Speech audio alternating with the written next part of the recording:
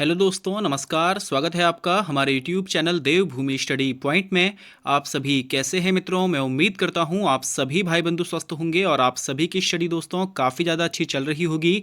तो साथियों, मैं आज आपके साथ डिस्कस करने वाला हूं करंट अफेयर्स 2024 के महत्वपूर्ण प्रश्नों को, जिसमें दोस्तों हम लोग देखेंगे राष्ट्रीय, अंतर्राष्ट्रीय व हमारे उत्तराखंड की महत्वपूर्ण घटनाओं पर आधारित प्रश्नों को। तो साथियों, आप लोगों ने क्या करना है, वीडियो के अंत तक बने रहना है। सभी प्रश्नों को दोस्तों आप लोगों ने अटेंड करना है। और अगर साथियों आप लोगों ने GS practice set, Hindi practice set या फिर दोस्तों उत्तराखंड के प्रैक्टिस सेट अगर आप लोगों ने लगाने हैं, तो साथियों आपको मेरे चैनल की प्लेलिस्ट पे आसानी से वो सभी वीडियोस वहां पर उपलब्ध हो जाएंगी। तो आप लोग दोस्तों वहां जाकर के उन सभी वीडियोस को वहां से चेक कर सकते हैं।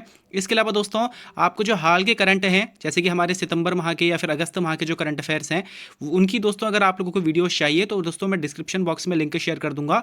तो आप लोग वहां जाकर के भी उन सभी वीडियोस को चेक कर सकते हैं। अब बाकी दोस्तों आप लोगों का ज़्यादा समय ना खराब करते हुए आज की वीडियो को प्रारंभ करते हैं। पहला प्रश्न हमारा, उत्तराखंड के किस जिले में धन्यवाद प्रकृति नाम से अभियान शुरू किया गया है? तो साथियों किस जिले में उत्तराखंड के धन्यवाद प्रकृति नाम से अभियान शुरू हुआ है, आप लोगों ने बताना है। तो साथियों इसका बिल्कुल राइट आंसर हो जाएगा ऑप्शन बी।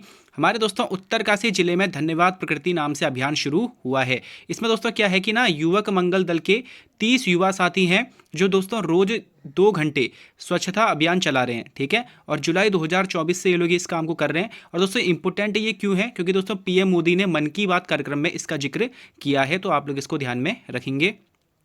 अगला प्रश्न हमारा, विश्व का पहला high altitude para sports centre कहाँ स्थापित किया जा रहा है? तो दोस्तों विश्व का पहला high altitude para sports centre दोस्तों स्थापित किया जा रहा है लेह लद्दाख में। तो ऑप्शन सी दोस्तों इसका बिल्कुल राइट आंसर हो जाएगा।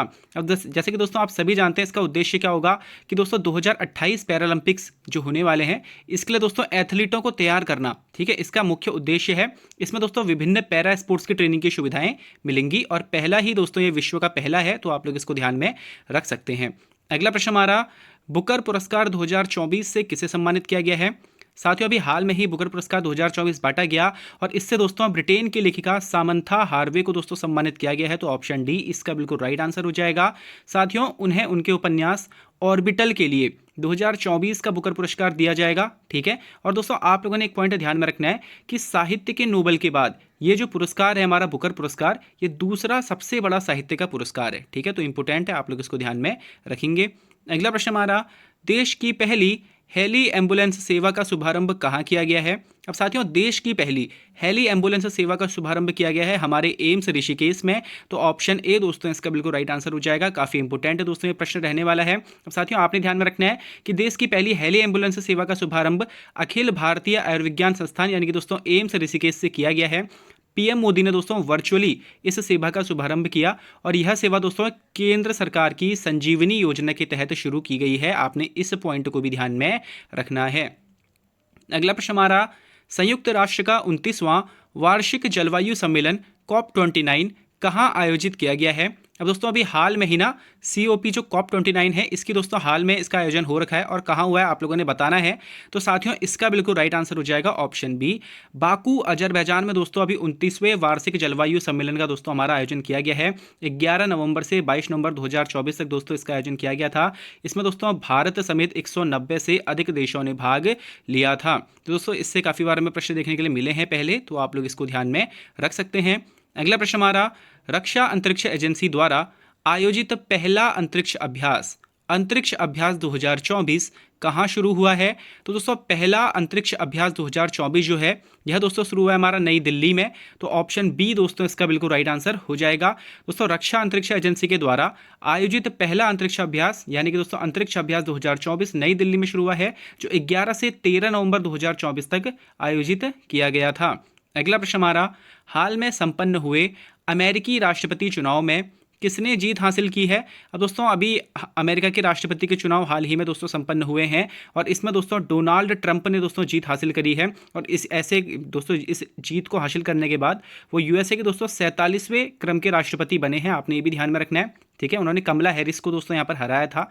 इसके अलावा दोस्तों अभी आपने ध्यान रखना है कि नवीन राम गुलाम ये दोस्तों मॉरिशस के नए पीएम बने हैं, ठीक है। तो आपने इनको भी ध्यान में रखना है, मॉरिशस के नए पीएम कौन बने हैं? तो अभी नवीन राम गुलाम दोस्तों मॉरिशस के नए प्रधानमंत्री भी बने हैं। अगला प्रश्न हमारा, FIH हॉकी स्टार अवार्ड 2024 में किस भारतीय खिलाड़ी को प्लेयर ऑफ द ईयर चुना गया है? दोस्तों मोस्ट इंपोर्टेंट ये प्रश्न आपके लिए रहने वाला है। आपने दोस्तों इसको ध्यान में रखना है कि जो FIH हॉकी स्टार अवार्ड थे दोस्तों हमारे, इसमें दोस्तों भारतीय हॉकी टीम के कप्तान हरमनप्रीत सिंह को दोस्तों प्लेयर ऑफ द ईयर चुना गया है। और दोस्तों साथ ही साथ में आपने ध्यान में रखना है कि पूर्व गोलकीपर PR श्रीजेश को दोस्तों गोलकीपर ऑफ द ईयर चुना गया है। ठीक है, तो आपने ध्यान में रखना है प्लेयर ऑफ द ईयर कौन चुना गया? हरमनप्रीत सिंह।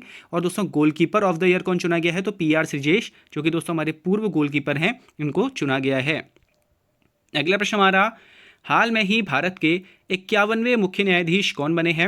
अब दोस्तों हाल में ही हमारे जो मुख्य न्यायाधीश थे CJI थे DY चंद्रचूड़ 50वें क्रम के, दोस्तों इनका कार्यकाल समाप्त हुआ। और उसके बाद दोस्तों भारत के 51वें जो 51 नंबर के जो हमारे मुख्य न्यायाधीश चुने गए हैं वो बने दोस्तों संजीव खन्ना। तो दोस्तों जस्टिस संजीव खन्ना जो है भारत के 51वें मुख्य न्यायाधीश बने हैं। ठीक है, आपने दोस्तों ध्यान रखना है इन्होंने किसका स्थान लिया है? तो DY चंद्रचूड़ का दोस्तों इन्होंने स्थान लिया है। इनका कार्यकाल दोस्तों हालांकि 13 मई 2025 तक ही रहने वाला है, कुल 6 महीने तक ही दोस्तों ये लोग इस पद पर रहेंगे। ठीक है, तब तक इनकी मतलब जो है इनका जो कार्यकाल है वो समाप्त हो जाएगा। जैसे कि दोस्तों आप सभी जानते हैं कि कुल उम्र जो है 65 वर्ष अधिकतम रहती है हमारे सुप्रीम कोर्ट के जज की। ठीक है ना, तो उसको ही कंप्लीट कर लेंगे। बाकी दोस्तों आप लोगों ने मुझे कमेंट बॉक्स में बताना है कि सुप्रीम कोर्ट का जो गठन है वो भारतीय संविधान के किस अनुच्छेद के तहत होता है। आप लोग मुझे कमेंट बॉक्स में बता सकते हैं।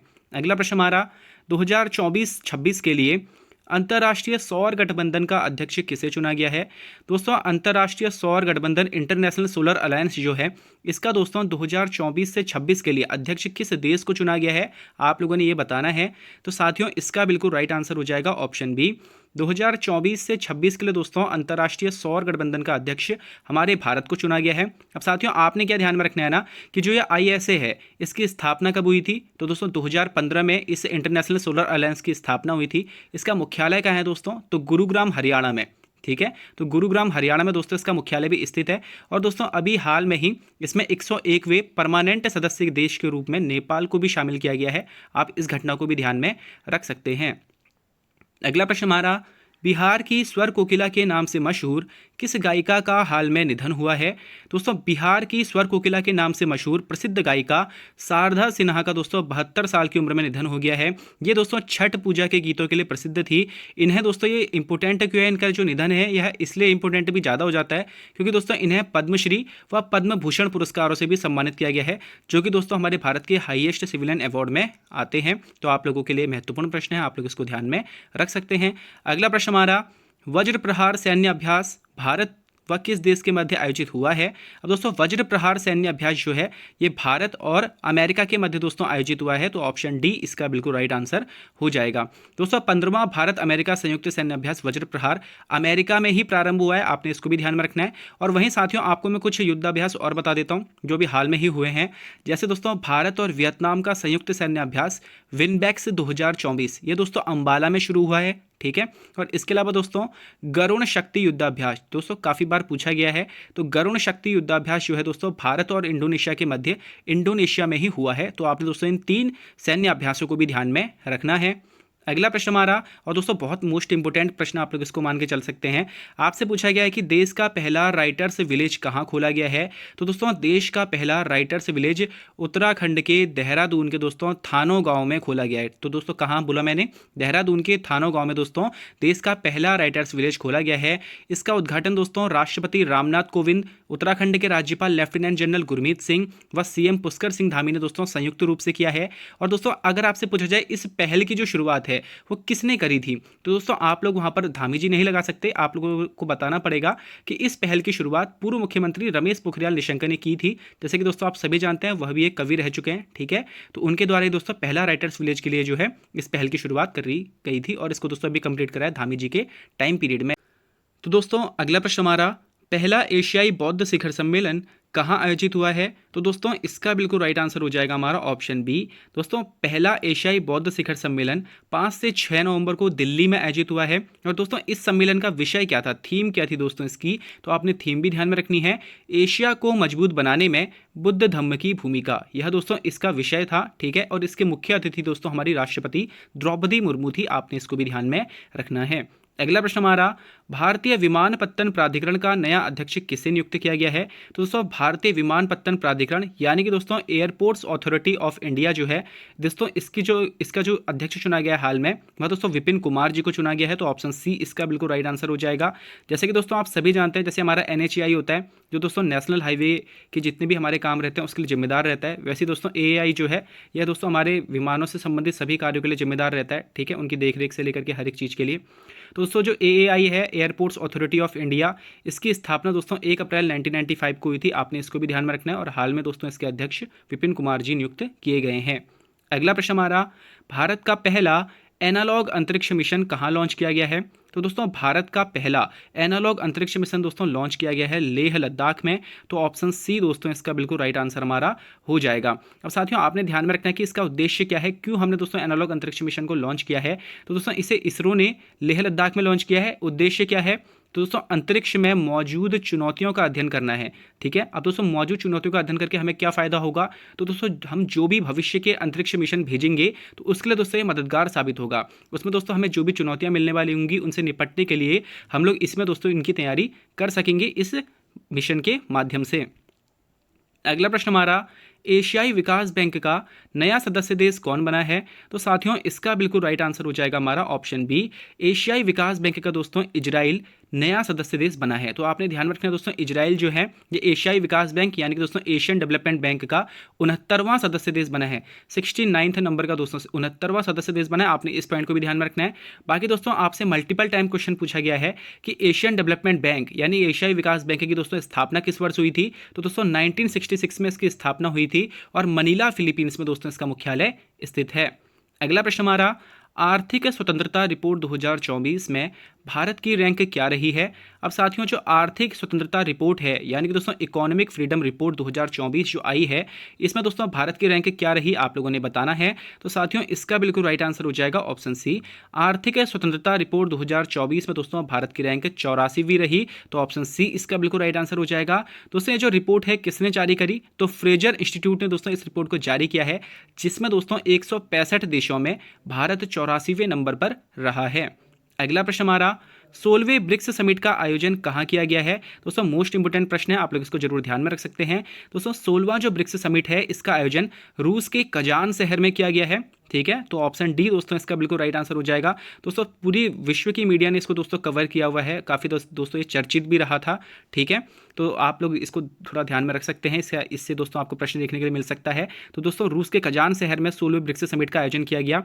ठीक है, इसकी दोस्तों थीम क्या थी? तो दोस्तों थीम आपके लिए इंपॉर्टेंट है, तो आप ध्यान में रखेंगे, न्याय संगत वैश्विक विकास और सुरक्षा के लिए बहुपक्षवाद को मजबूत करना। दोस्तों इसकी थीम दोबारा रिपीट कर रहा हूं, न्याय संगत वैश्विक विकास और सुरक्षा के लिए बहुपक्षवाद को मजबूत करना। दोस्तों 16वें ब्रिक्स समिट की हमारी ये थीम थी, आप लोग इसको ध्यान में रख सकते हैं। और दोस्तों आज का हमारा अंतिम प्रश्न है, महिला T20 विश्व कप 2024 का खिताब किस देश ने जीता है? तो साथियों आप सभी जानते होंगे कि महिला T20 विश्व कप 2024 का खिताब न्यूजीलैंड ने साउथ अफ्रीका को हराकर जीता है। तो ऑप्शन बी दोस्तों इसका बिल्कुल राइट आंसर हो जाएगा। वहीं दोस्तों अगर आपसे पुरुष T20 विश्व कप 2024 के बारे में पूछ लेगा तो आप सभी जानते हैं कि साउथ अफ्रीका को हरा करके दोस्तों भारत ने 29 जून 2024 को दोस्तों यह खिताब अपने नाम किया था। तो आप दोस्तों दोनों को ही ध्यान में रख सकते हैं, पुरुष का खिताब भारत ने जीता था T20 विश्व कप 2024, जबकि दोस्तों महिला T20 विश्व कप 2024 का खिताब न्यूजीलैंड ने जीता था। तो आप लोग दोनों को ध्यान में रखेंगे। इसके अलावा दोस्तों जो आपके कुछ अन्य प्रश्न भी रह सकते हैं, जैसे कि अगर आपसे पूछा जाए कि भारत के किस खिलाड़ी ने 28वां विश्व बिलियर्ड्स खिताब जीतकर इतिहास रच दिया है, दोस्तों आप लोग बता सकते हैं कि भारत के पंकज आडवाणी ने रिकॉर्ड 28वीं बार विश्व बिलियर्ड्स खिताब जीतकर दोस्तों इतिहास रच दिया है। तो आप लोग इसको भी ध्यान में रख सकते हैं दोस्तों। इसके अलावा दोस्तों भारत की एक कन्नड़ शॉर्ट फिल्म है sunflower were the first ones to know. ठीक है, sunflower were the first ones to know. तो दोस्तों इस live action short film category में ऑस्कर 2025 में दोस्तों इस फिल्म ने स्थान हासिल किया है। ठीक है, यह फिल्म दोस्तों चिदानंद एस नायक द्वारा दोस्तों निर्देशित करी गई है। तो आप लोग इसको भी ध्यान में रखेंगे। इसके अलावा साथियों अभी दोस्तों हमारे नए भारत के CAG भी चुने गए हैं। ठीक है, तो आपने दोस्तों मुझे कमेंट बॉक्स में बताना है कि भारत के नए जो CAG बने हैं वो कौन बने हैं और किस क्रम के वो CAG हैं। इसके अलावा दोस्तों आप लोग ध्यान में रख सकते हैं कि हरियाणा के नए CM नायब सिंह सैनी और जम्मू कश्मीर के नए CM दोस्तों उमर अब्दुल्ला हैं। इन सभी पॉइंट्स के साथ दोस्तों मैं आप लोगों से विदा लेता हूँ। अब दोस्तों आप लोगों को अगला जो अब ये हमारा जो मंथ चल रहा है इसके जितने भी इंपॉर्टेंट घटनाएं हैं इसके दोस्तों करंट अफेयर्स आप लोगों को अगले वीक तक दोस्तों मिल जाएंगे। तो दोस्तों आप लोग चैनल के साथ बने रहिएगा। वहीं साथियों अगर आप लोगों ने प्रैक्टिस सेट लगाने हैं तो साथियों आपको मेरी प्लेलिस्ट पर आसानी से सभी वीडियोज़ वहाँ पर उपलब्ध हो जाएंगी, जहाँ जाकर के दोस्तों आप लोग हिंदी के प्रैक्टिस सेट, जीएस के प्रैक्टिस सेट और दोस्तों उत्तराखंड के प्रैक्टिस सेट को आप लोग लगा सकते हैं। आप लोगों को दोस्तों आपके आगामी एग्जाम्स के लिए हार्दिक बधाई, शुभकामनाएं देते हुए मैं साथियों अपनी वाणी को विराम देता हूं। धन्यवाद।